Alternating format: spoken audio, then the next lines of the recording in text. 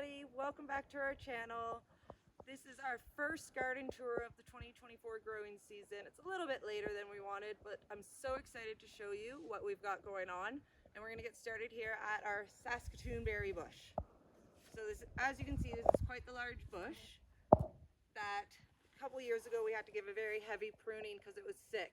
It's looking so healthy now, so much happier, and we should get a really good berry haul this year by looking at what we've got started and developing. So that's super exciting. We're just going to keep moving along, and we're going to take a look at our row of raspberries that we've got here.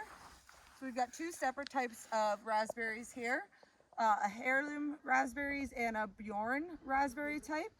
I think that's the last four plants there. You can actually see kind of a difference in them. We got darker and then lighter ones towards the end. So super excited for how many raspberries have showed up on those.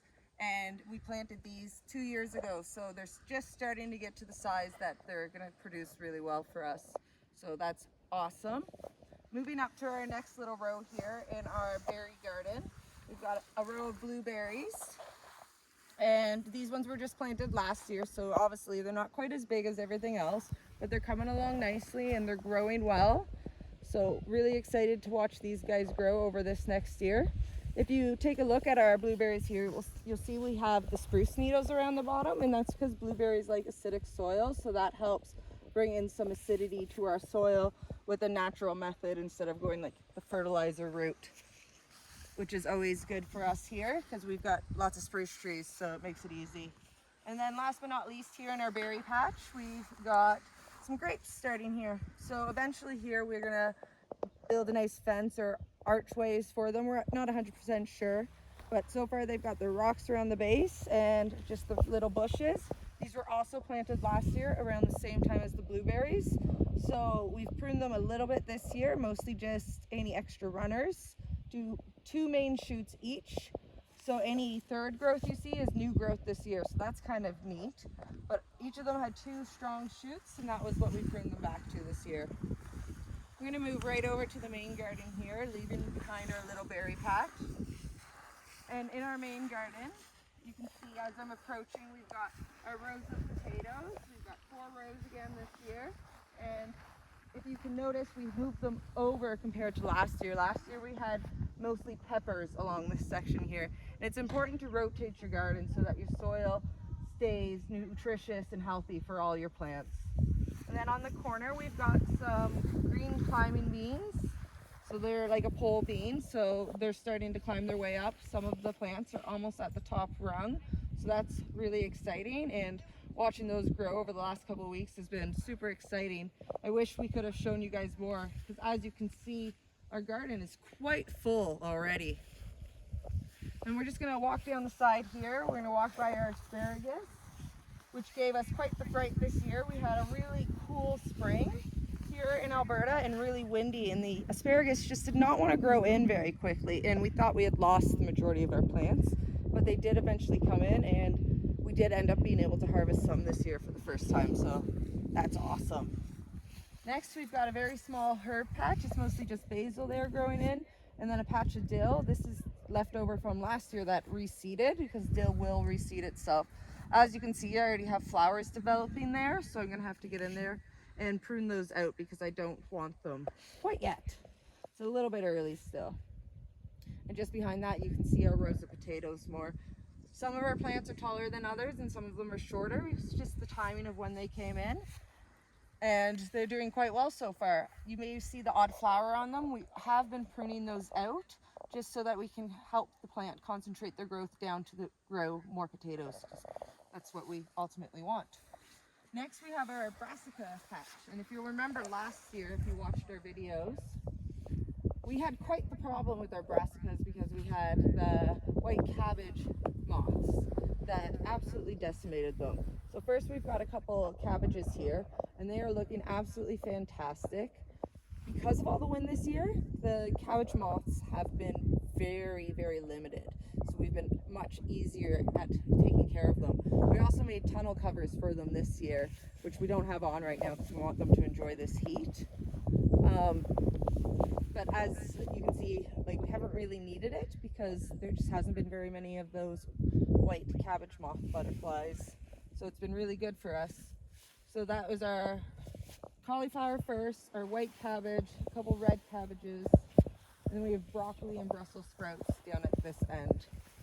Can't quite remember which one's which. I believe this is the broccoli first and then the Brussels sprouts second. And everything's coming along quite nicely in here. Definitely more successful this year than last year, and that's just part of learning with our garden here in Alberta, is learning how things grow here and how they adjust to the season. This spot where these brassicas are gets a lot of shade in the mornings, and we think that's probably been helping them as well, because they do like the heat, but they also like the shade as well, quite a bit. We are into our very first week right now of warmer weather, and it's already after the first week of July. So we're in the second week of July and we're just getting some 30-degree weather. So all this growth here we're really happy with so far, considering we've been quite cool and quite windy here in our area of Alberta. As we approach here, you'll see our pea fence. We've got quite a bit of growth there. I do need to climb in there and wrap some of those peas up onto the fence, but it's looking great and we should be harvesting peas within a couple of weeks. So that's awesome. Can't wait for that. This year we're really going to focus on harvesting our peas a little bit earlier, because we find them to be a lot sweeter when we do it a bit earlier. So that's a goal of ours. Just down here we've got a couple of bush beans happening here. They'll either be a yellow or a green wax bean, but they'll stay in a small bush form. So they're really handy and good for small spaces, unlike the beans that we have at the back that need the fence to climb up.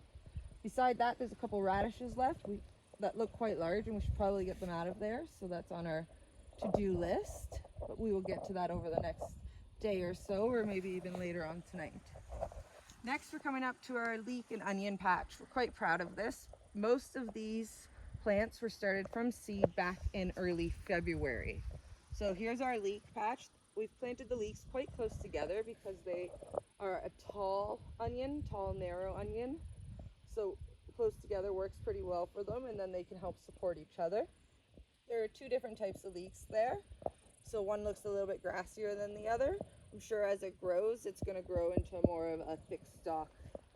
But they are doing absolutely fantastic, and we're really proud of how our onions and leeks are looking so far. Once we get into our onion patch here, we do have 4 different types of onions. We have a couple whites, a red, and more of a Spanish onion type. I'll have to take a look at our notes to get the actual types for you guys. But I do know the red onions are right in here, because normally you can tell. We've had quite a bit of rain the last few weeks, so it's actually buried the bulbs a little bit more than I like to see. But we're just going to kind of let them work it through, because nature knows best, and I'm sure they're doing just fine in there. And if we have to, a bit later on, maybe we'll have to dig around them a bit to give them a bit more breathing room. But I'm pretty sure they're doing pretty good down in there, so we're not too worried. After those onions, we come up to our garlic patch. Our garlic patch will extend just a little bit each year, which is awesome. And soon enough, it'll be quite the large size, and we should have enough garlic to last us the whole year, which is the end goal. In our garlic patch, you'll see we do have a couple scapes here. They're round and curly, so what we have to do is we just have to remove those. I see 3 of them, I believe. So we'll remove these. They can be used for all sorts of things. You can put them in pestos, you can chop it up like a green onion for topping, or in a garlic butter or something like that. It's got a bit of a onion garlic flavor, so they're a fun little extra that you get with garlic when you're growing them. Just hiding in the corner of our garlic patch here, you'll see we have some very small celeries. Like I've mentioned earlier, it's been pretty cool here where we are. About 20 degrees has been our average. So the celery isn't very big yet, but it is coming along, and it is trying. And as we're here, we're just going to talk about a couple things we have over in the middle of the garden. We do have some peppers over there. I believe those should be bell peppers right in there. There's 4 of them. Same thing with most of our plants that like the warmer weather. They are definitely struggling, but now that we're getting this warm weather, I do expect them to double and triple in size over the next week or two. So check back for our next update to see how much those have grown. We also have a couple tomatoes in here. Once again, I'm gonna have to check my notes on what these ones are. I think they're aroma in those cages, either that or a black crim. So we also have a tomato and pepper garden up near our house that we will show in later videos, but we also have more peppers elsewhere. We put them in a spot where we thought they would do better with the heat. This little patch here is our carrot patch. There's 6 separate rows of 2 different types of carrots. So towards the back, I believe, is our colored carrots. There'll be 3 rows of that. And then up at the front, you just have a classic orange carrot. And they're coming along quite nicely. Haven't tried to pull any from in there yet, but we will be doing that soon because it will need a little bit more thinning out as they get bigger. Moving along, we're going to talk about our 2 little round cages that we have here. We've got some weeds growing back in there, but on the fences there's cucumbers. Last year, if you remember, we really struggled with our cucumber plants. So we've got 3 different sections right now where we've got plants come up, and that's really exciting because, as I just mentioned, we struggled with that last year. So I'm hoping that we actually get some cucumbers this year. There is a classic cucumber planted on the one round fence, and the other one will be a pickling cucumber. I honestly cannot remember which one's which right now. Just in front of those cages, we do have more celery. We're trying it in a couple different spaces to kind of see which ones do best. The celery that we have in the garlic, we planted little individual plants, and they've grown quite well. This one here, we planted little individual clumps of plants. So they're looking a bit bigger and fuller, and that's why they're looking like that. Right along here, we've extended our strawberry patch. We got some strawberries from our neighbor because he's got quite the lovely strawberry patch, and he was thinning it out. So we've extended our strawberry patch, making us have 2 different types of strawberries. We have an everbearing strawberry in our original patch, and then this one's more of a classic native strawberry. And we have been getting strawberries so far. We will be out picking them very shortly, I'm sure, especially once the kids find out that they're there and ready. Why does that look like a rock? So we do have red rocks in our garden. Those are to help deter the birds. So hopefully the birds see the red rock, hurt themselves, and say, oh, that's not edible, and kind of go away. It seems to have worked in our everbearing patch in the past, but we are having some issues right now with critters eating our strawberries, as you can see right in there. Looks like we have one nice one there, and then one kind of chewed berry. Just in behind those strawberries, you'll see a little pepper patch. I believe that will be a combination of hot peppers or jalapenos and chilies. We just didn't want to get rid of the plants. Better to just plant them instead of get rid of our extra plants. So they ended up in the garden. As you may have noticed, everything's a little bit more spread out on this side of the garden this year. And we're just letting the soil kind of do its thing as well. And that's why things are a little bit more spread out. Our rhubarb is looking as large as usual, which is awesome. And then up on the corner, we have our lone zucchini plant up there. I've been having so much trouble getting our zucchini seeds to germinate this year just because of how cool it's been. But we do have our lone zucchini plant here. So I'm really happy about that. So I just got to make sure I baby that lone zucchini plant and pray for the best. There are 2 stakes there with other zucchini plants planted, and I actually do see what looks like one popping up there on that second stake. So we may have another zucchini plant yet, and that actually may be one there. Originally I had planted a couple squash seeds back here as well. I'm not sure if maybe we could be getting a squash come up as well, but I do see a brand new one. That's the one I first saw, and then that one there. So I'm not too sure what we're gonna get there. We're gonna have to wait and see because there has been a lot of seeds.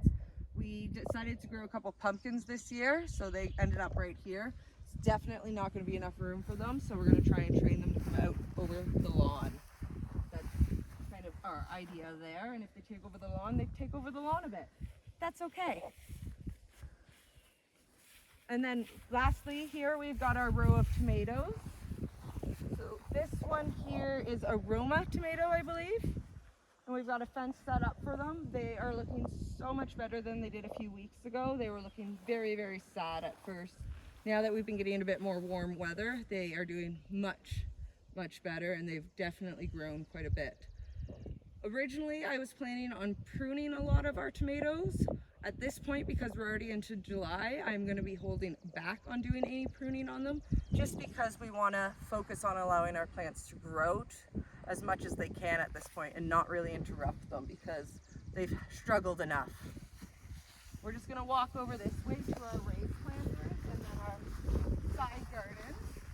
And I'm really excited to show you these parts. So in two of our raised planters, we have our beets. These guys look a little bit sad right now just because there was a person who fell in the garden recently, but that's okay. They're okay, and the plants are okay. So we got beets here. We've got some mixed greens here, some more of a romaine style green leaf lettuce and a green leaf lettuce there, and then more beets in that bed. Along the edge on that side of the garden, we've got some herbs planted. So that's a pineapple sage. We have a rosemary and an oregano. The oregano there grew back on its own, so I'm really happy to report on that because that's where it was last year. And we also had a thyme grow back in the next one, and that's all thyme in that section. In this last garden here, we've got just a couple marigolds for some color, and then some extra little onions that we had left. I think there'll be a little green onion. And then last but not least, in our square garden, we replanted some second-year onions here. So they will turn out to be like a flower, like an allium, and this is how you get seeds from your onions. It's really important to use second-year onions that have gone to sprout to try and grow them to get the flowers to get your seeds, because you will not get this effect from your first-year onions. And then lastly, along this fence, we've got our black opal tomatoes. So last year we grew the black opals from store-bought seeds. This year we grew them from our own harvested seeds. So if you're interested in learning about harvesting your own seeds, let us know and maybe we can make some videos on that. And that's about it for our garden tour today. Thanks so much for your patience and coming out and watching again today. We're so excited to show you all this progress we've had, because as you can see, things have been growing quite a lot, and we're really proud of our garden this year. So you guys, hope you have a great day, and we'll see you soon. Bye now.